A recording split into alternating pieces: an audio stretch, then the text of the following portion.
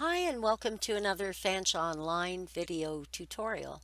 In the last session, we took a look at online proctoring, an overview of what it is, as well as how to add it to the course. And in this session, we're going to look at setting up a test to be remotely proctored. I'm in my course in FanshaweOnline that I've added SmarterProctoring to, and I'm going to access the content. Within the content, I locate the SmarterProctoring module, and I launch SmarterProctoring by clicking on the link. When SmarterProctoring opens, it brings me into the course dashboard. Note, I've accessed SmarterProctoring before as this user account. Otherwise, I would have a message letting me know that SmarterProctoring is trying to access this site and do I give permission. You would select to allow SmarterProctoring to have that access so you can work with SmarterProctoring. Once I'm in the dashboard, I'm going to select to create a new exam. Now I do want to point out that we're not actually setting up the test itself with the questions. That information exists already within FanshaweOnline. But what we are doing is providing all the details and the instructions to the remote proctor so they know how we want this test to proceed. We're also setting up the dates and times so that students can schedule their test and resume or begin their session with the remote proctor. My exam details that I enter in Smarter Proctoring have to match the information that I have entered for the quiz in FanshaweOnline. Let's assume I'm setting up my final exam for the week of April 20th through April 24th. I can access the exam here in the quizzes so that I can ensure the information I enter here in Smarter Proctoring matches my quiz information. I'll start by copying over the name of the quiz into the exam name in Smarter Proctoring.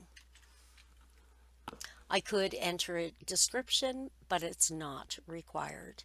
Duration, what is the time limit for the quiz? I'm going to access my quiz, my restrictions tab, and scroll down to the actual time limit that I've set.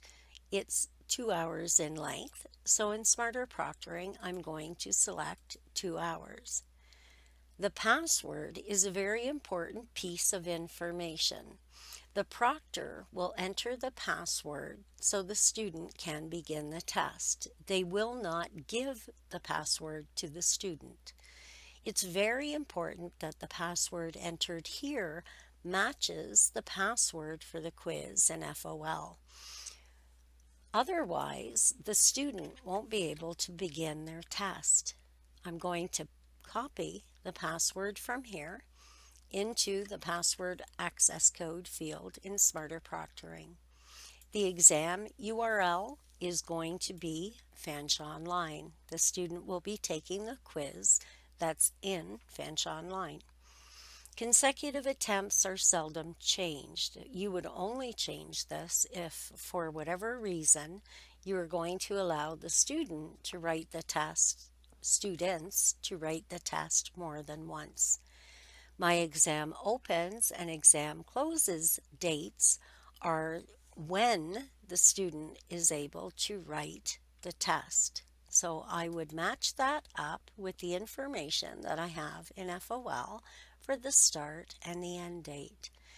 I have April 20th from 6 a.m. to April 24th at 11:30 p.m. in FOL, so I'm going to enter the same information here. April 20th from 6 a.m. to April 24th at 11:30 p.m.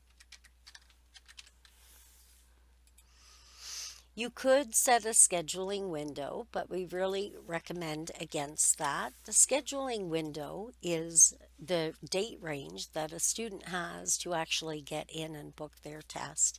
If they miss that date range, though, they won't be able to book the test. So we really do recommend you don't set a scheduling window.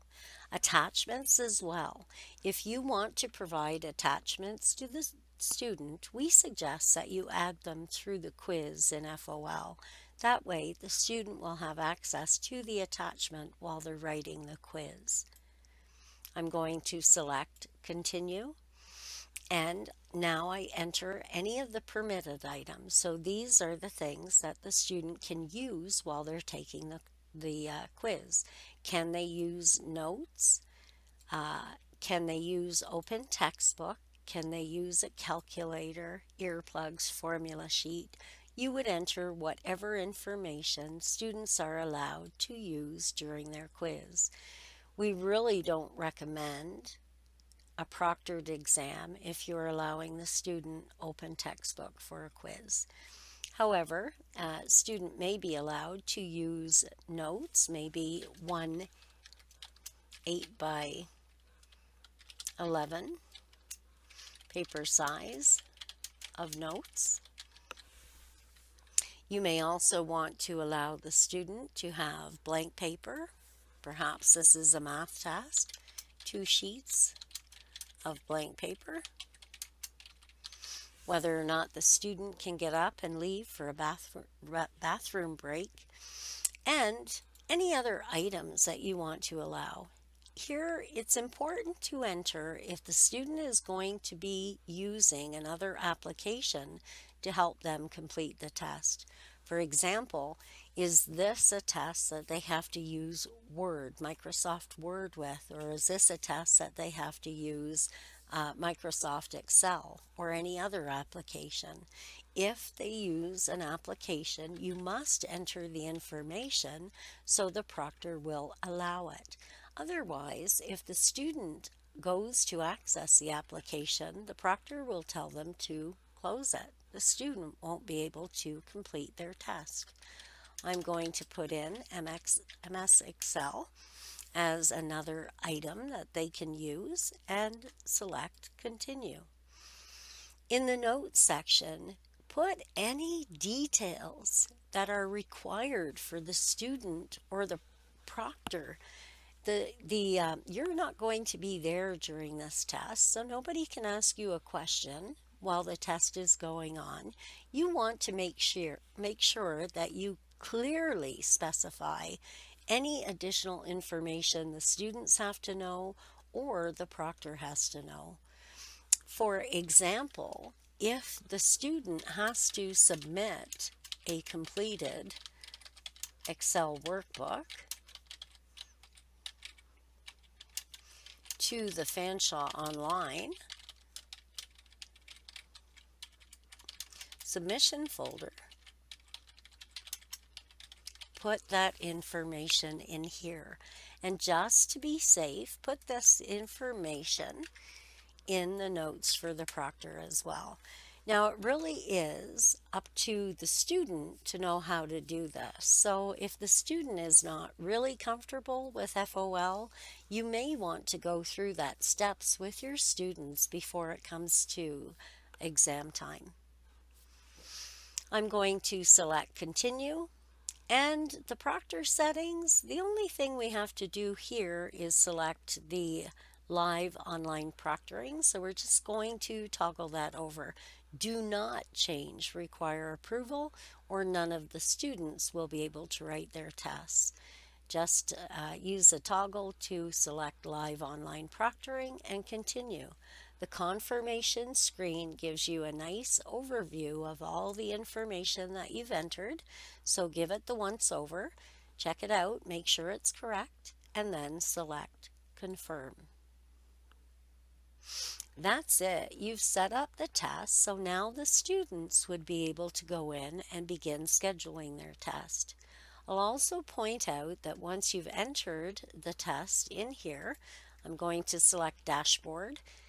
We can see our overview of our test down here. If we select detailed information, we can see the URL we entered as well as the password, number of attempts, so we have a nice little overview. If we need to make any changes to this test, let's say that our exam closes on the 26th instead of the 24th, we can actually select to edit the exam, and then we can make whatever changes we need to. So I can change that to the 26th, and I can either continue if I have additional changes, or I can save and exit. Confirmation screen again, and I'm going to go back to my dashboard. That's it. You've entered all the exam details that you need. Thank you for joining me, and have a great day.